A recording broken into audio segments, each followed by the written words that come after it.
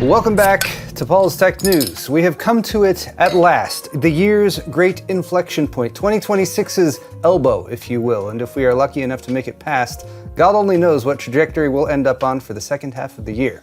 For me, this annual crossover is usually marked by the coming of Computex, which usually takes place in June, at which point the year is pretty much halfway over, so we can just coast the rest of the way through to December.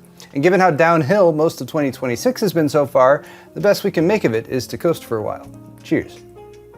But first, a journey to Taipei, Taiwan for Computex Week, which is usually one of the year's highlights when it comes to PC hardware, but this year, I'm not so sure. The pickings might be slim for those who aren't AI data center enthusiasts, but I will hunt down the consumer desktop stuff nonetheless, and I will also seek to answer a fundamental question.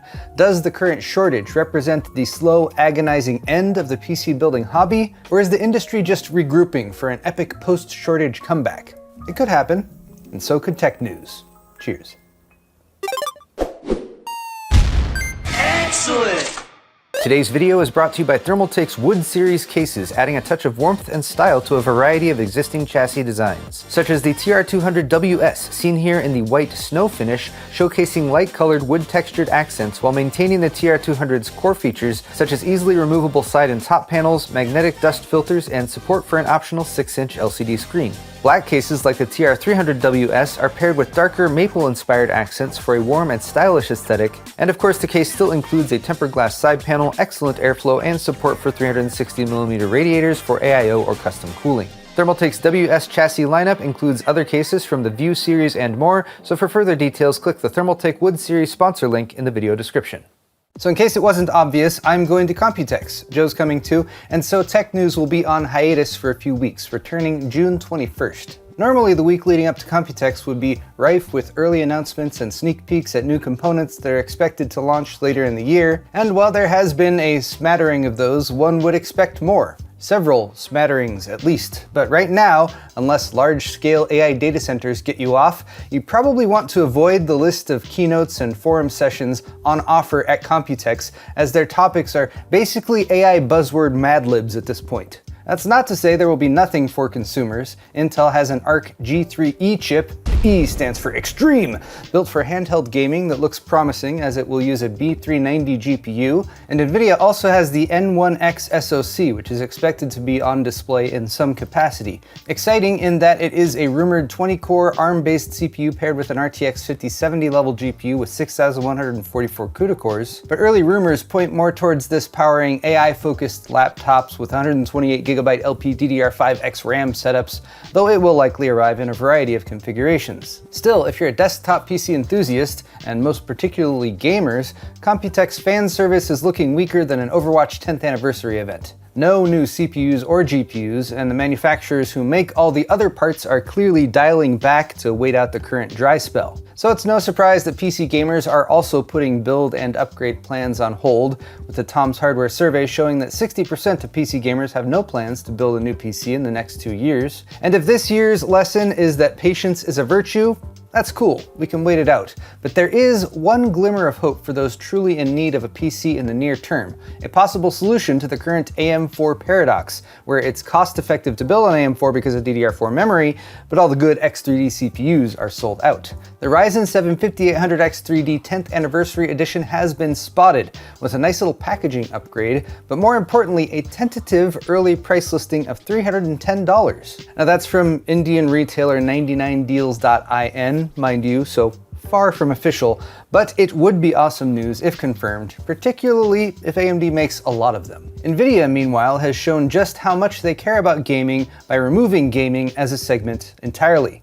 From their financial report, that is. Gaming is still there, it has just been lumped into the edge computing category, which is a change from prior financial breakdowns. You might ask, what is edge computing? I don't think it really has a meaning, to be honest. It's just a term C-suite executives like to use to sound, you know, edgy. For Nvidia though, the edge computing category now covers AI PCs, GeForce RTX GPUs, game consoles, workstations, AI RAN base stations, robotics, and automotive, meaning it will no longer be possible to quickly compare Nvidia's gaming metrics to their data center earnings and say, wow, look how small a slice of Nvidia gaming makes up now, why do they even bother anymore? Even with the new grouping, edge computing was only $6.4 billion out of Nvidia's $81.6 billion from last quarter, and personally, I do still think Nvidia cares about gaming, but only from a PR standpoint. They don't seem to care how small their gaming business gets relative to their whole company, but they sure as hell care when someone brings it up and uses it as a point of criticism. But not anymore. Classic Nvidia, anything to get an edge. Speaking of things being on the brink, if you tuned in last week, there was a dire looming threat of further disruption to the memory supply chain. So what happened with that?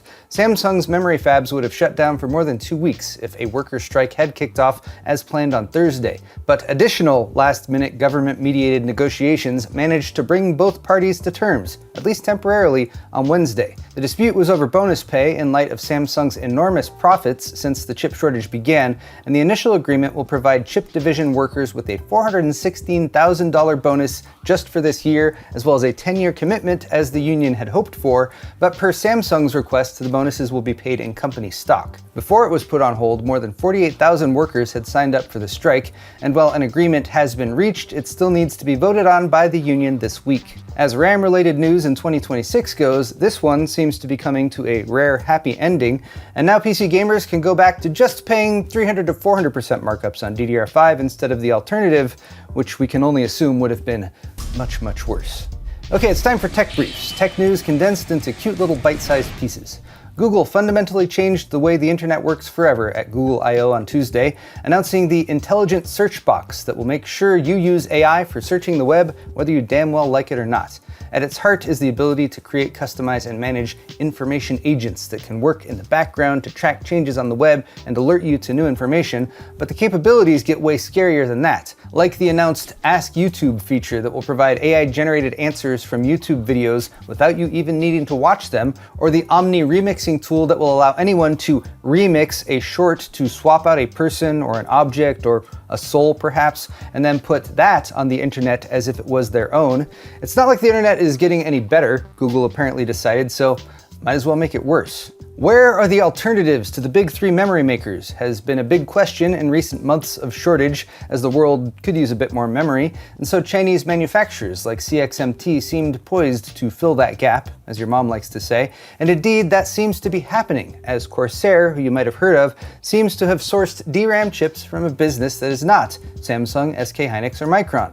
As shared by WXNod, Corsair has a single DDR5 6000 SKU using CXMT memory, and while the timings are mediocre and availability outside of China is questionable, the road back to RAM normalcy starts with baby steps, and more RAM suppliers working with brands like Corsair is a step in the right direction. Rounding things off with a couple more products likely to show up at Computex, Asus, HP, as well as Honor and Chewy recently launched thin and light laptops that start at just $450, based on Intel's Core Series 3 Wildcat Lake mobile processors. Apple's recently launched MacBook Neo is an excellent product for those in need of an inexpensive but functional laptop, so the broadened competition has led to an answer on the non-Mac side. Unfortunately, these will only be available in China at first, but they'll likely reach other regions in the future, with prices in the $500 to $700 range, and some that even come with 16 gigabytes of memory. While it's little consolation for desktop enthusiasts, it is at least still reassuring that inexpensive computing options